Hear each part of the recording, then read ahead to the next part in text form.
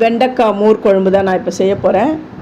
வெண்டைக்காய் எடுத்திருக்கேன், தயிர் எடுத்திருக்கேன். இந்த தயிரை ஒரு கிண்ணத்தில் கொட்டிட்டு, இந்த தயிருக்கு மஞ்சப்பொடி, பெருங்காயம், உப்பு போட்டு இந்த கட்டி இல்லாமல் நல்லா பிளெண்ட் பண்ணிக்கணும்.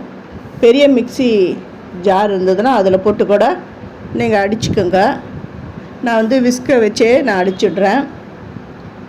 இந்த வெய்ய காலத்துக்கு இந்த மோர் குழம்பு ரொம்ப நல்லாயிருக்கும். அதே டைமில் உங்கள் வீட்டில் தயிர் நிறைய இருந்ததுன்னா இந்த மோர் குழம்பு பண்ணிடலாம். ஒரு சின்ன மிக்சி ஜார் எடுத்திருக்கேன். தேங்காய், இஞ்சி, பச்சை மிளகா, காரத்துக்கு ஏற்ற மாதிரி பச்சை மிளகா போட்டுக்கோங்க. நான் ஒரு 3 பச்சை மிளகா சேர்த்துருக்கேன். பூண்டு ஒரு 3 பூண்டு, சீரகம் சேர்த்துட்டு நல்லா பேஸ்ட்டு மாதிரி நான் அரைச்சிட்டேன்.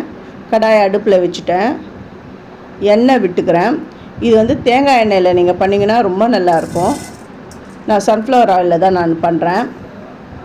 உளுந்து, 3 காஞ்ச மிளகா, கடுகு போட்டு கடுகு நல்லா பொரிஞ்சு உளுந்து செவந்த உடனே வெட்டி வச்சுக்கிற வெண்டைக்காய் அதை சேர்த்து கருவேப்பிலையும் கொஞ்சம் சேர்த்து நல்லா வதக்கணும். வெண்டைக்காய் நல்லா வதங்கி வரணும். அந்த அளவுக்கு நல்லா வதக்கிக்கோங்க. நல்லா வதங்கின உடனே நம்ம பேஸ்ட்டு அரைச்சி வச்சுக்கிறோம்.